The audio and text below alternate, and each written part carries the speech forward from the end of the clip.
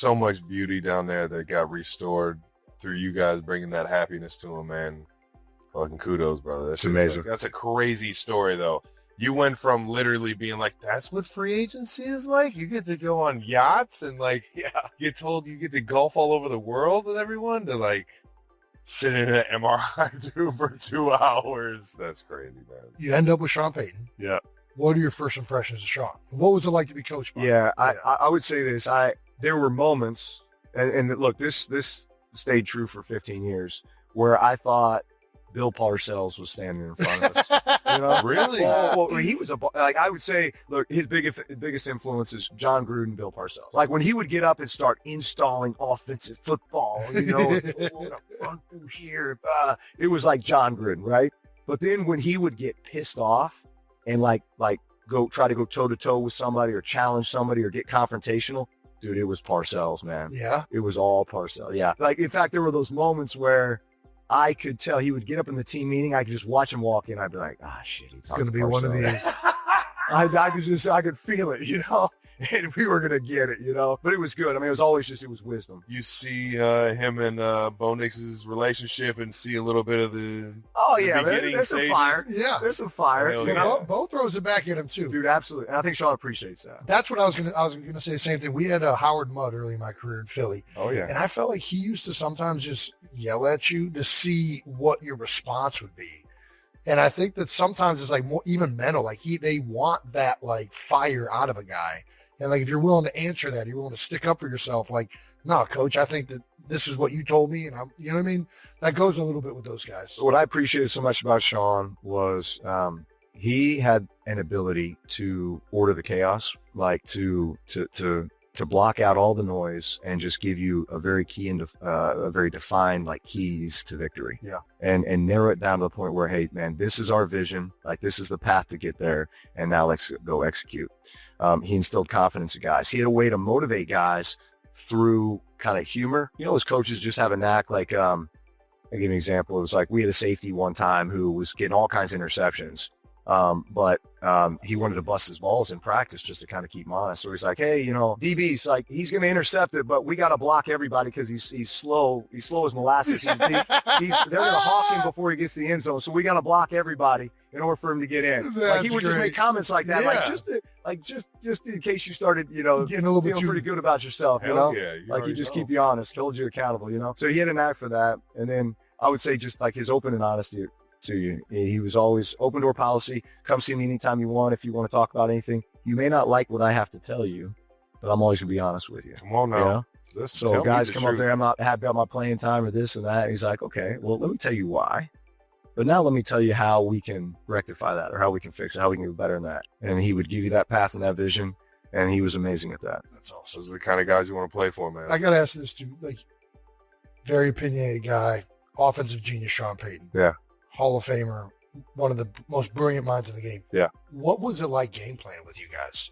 Like, there's like, are you getting plays? Like, how does that go? Was it full trust, or were you throwing in your input on the Mondays and Tuesdays, getting up to the Wednesdays? I'd say, I mean, it was very collaborative. Nice, man. It's funny. I went back and looked at a 2006 call sheet, which was our first year. And this in 2020, I was like, hey, pull up an 06 call sheet. And bro, it was like third grade compared to where we had evolved to. Sure. In 2020. And a lot of that, though, was because we had been together so long that it's not like you really eliminate. You just kind of like add little layers to little wrinkles and right? everything. It's just little wrinkles. His ability just to walk in and be like, hey, you remember in 2010, we're playing the Eagles and we're down there in the red zone. And it's like, oh yeah, coach, like it's amazing the recall you have. Like, I can't remember what I had for breakfast yesterday, but I can recall a game 15 years ago, right, in the red zone. I can recall more of the times that it didn't happen, though. Yeah, so if right. somebody says, oh, it hadn't, because those are the ones I sit there and I think about for the next 3 days on how to defeat it if I get it again. Yeah. So those are the ones that just get like implemented in my Dude, brain. it's trauma. I've thought about this a lot. It's literally like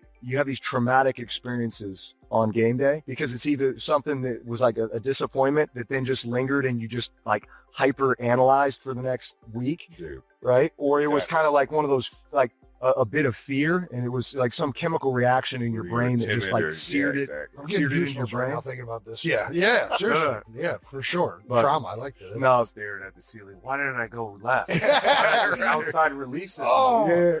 That was it. That's all I had to do. No, but you're right there. I wonder what it would be like as a young quarterback coming into a system though that was literally like a 15 years worth of, PhD work to get it to that point. Right. And then all of a sudden it's like kind of having to go back to, square one. Right. Because we did evolve so much and there was such a level of trust. Like it got to the point where I knew what he was going to call, when, how, why, right? That whole play caller's intent. I mean, we were just so much on the same page. That's awesome. And then the bro. communications on the sideline were awesome. Like fourth down, you got to play. You like, hell yeah, coach, I got one. All right, let's go. That's Yeah. awesome. Yeah. Hell yeah. It's the best kind of moments, man. Right. We got to ask you this. We've been asking this a little bit. Fill in the blank. People forget that blank was a problem. Kind of like somebody that, like, we already kind of did a little bit with Jimmy, but he's not really that forgotten, I guess. yeah. Listen. I'm going to get a plug for my guy, Jory Evans. Jari Jari Evans. Evans, you got to teach us a little something. Who's This- Guard. Or right You don't guard. know who Jari? Yeah. Yell at me, Top dude. I always 15 thought it was Jari Evans, so I'm sorry, Jari, but yes. Future Hall of Famer. Yeah, Yes. he was in the top 15 this year. He was top 15 Fuck last yeah. year. Yes. Like he Philadelphia native. was Philly native, Yeah. exactly. 5-time All-Pro. Mhm. Like I think for a long period of time, best guard in football. Well, it was him and Carl Nix, both of those guys. Absolutely. were Having those two dudes- unbelievable. You want to hear a good Carl Nix story? Please. Please. All right. So we draft Carl Nix out of Nebraska, like 5th round, which was just a steal, just like because he was one of those giant human beings you've ever seen, right? Like 6'4", 360 or something. So we have a bunch of injuries. All of a sudden, he's starting at left guard. This is 2008, his rookie year, like week 2 or 3. So like, dude, he's fish out of water. And we're short now at O-line too, because the guy had gotten hurt. So we're hot practice outside New Orleans, and he's taking every rep, first team, second team. So he's like 35 consecutive plays in, and he's just dragging, sucking air, like it's thick outside.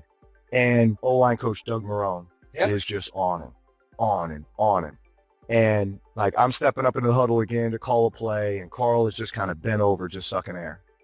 And Marrone, just to kind of make a point, he goes into the huddle to grab Nix to like, stand him up. And I don't know what came over me, but like I just have a rule that when I step in the huddle, it's my huddle. Mm-hmm. I want all eyes on me. I'm leading this. Yeah.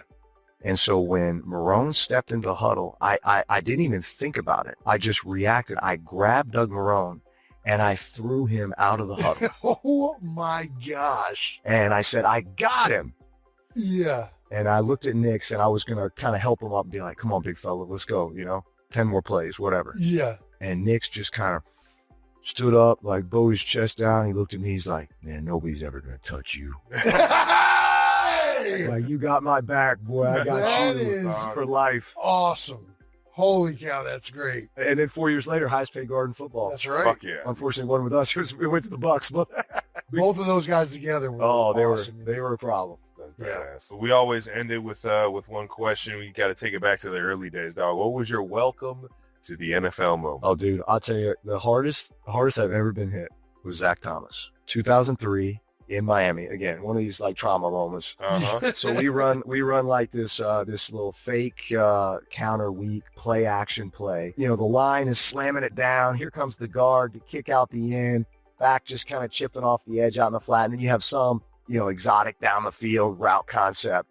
And so here's Zach Thomas. He reads this guard pull. So he just kind of comes over here.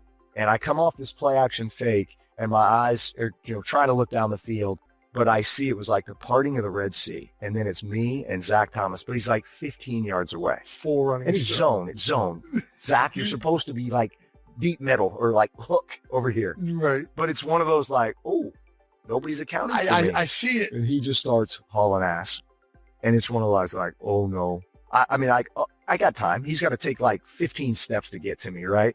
He closed that gap so fast. And I had to cut this ball loose so much earlier than I wanted to. And I just felt like this is going to be bad. And I threw it and just kind of tried to like spin, turn. Yeah. He hit me so hard. Like, I think I did like a double back flip gainer. Landed on my head. Now, they did throw the flag because he did. He hit me square in the side of the head. Yeah. Threw the flag. I underthrow the ball by like 15 yards. It gets picked. Sam Oh, Madison or no. Pastor Tan or one of those guys. But they throw the flag, so we get to play. But I was just like, oh my God, like, is that how hard these dudes hit? Yeah. That's crazy. That's dog. amazing. Oh, Right. yeah. I do want to ask you, Darren Sproles. Oh, We didn't talk no, about you him already at all. know, yeah. What was Sproles? I mean, one of my all-time favorite teammates. All-time favorites. So first thing I'd say is, like, leadership comes in all shapes and sizes. All right now. Hey, seriously. And that dude did not have to say a word. Right. Like, you just watch the way he works and watch the way he approached his craft. Yeah. Like, every rep was a Super Bowl rep, a Yeah. full speed rep. Like, I love that dude so much. He was my workout partner in San Diego forever, like, just in the offseason. In the warm, festive spirit of Valentine's Day, a special episode of The New Heights captured the attention of fans when Travis Kelce shared an emotional update about his future with Taylor Swift. From the beginning of the broadcast, viewers sensed something different. The studio had been decorated for the occasion with red roses, heart-shaped balloons, and Valentine's cards arranged neatly across the table. Travis' brother and co-host, Jason Kelce, immediately began teasing him, hinting that his younger brother had something important to share. As the conversation moved from football stories to personal life, Jason finally asked with a grin, "So, is there anything special you want to share with everyone this Valentine's Day?" For a brief moment, Travis paused. Taking a deep breath, he smiled and said, "There are things we want to keep private, but there are also things we want to share because they're the greatest happiness in our lives." The studio grew quiet as Travis revealed that he and Taylor were planning to marry this summer in an intimate ceremony surrounded by close friends and family. Though he didn't disclose the exact location, he explained that the date they chose carries personal meaning for both of them. "We picked a day that means a lot to us," Travis said. "It's tied to the moment we realized we truly wanted to walk through life together." He also shared that the celebration would be simple and heartfelt, combining music, family traditions, and the people who have supported them throughout their journey. Jason quickly stood up and hugged his brother while the studio crew applauded. Clearly emotional, he joked, "I don't think I've ever seen you this happy." Since their relationship first became public, Travis and Taylor have drawn worldwide attention, with fans closely following their appearances at NFL games, concerts, and public events. For many listeners, this Valentine's Day announcement felt like another meaningful chapter in one of the most talked about love stories in entertainment and sports. Two hearts,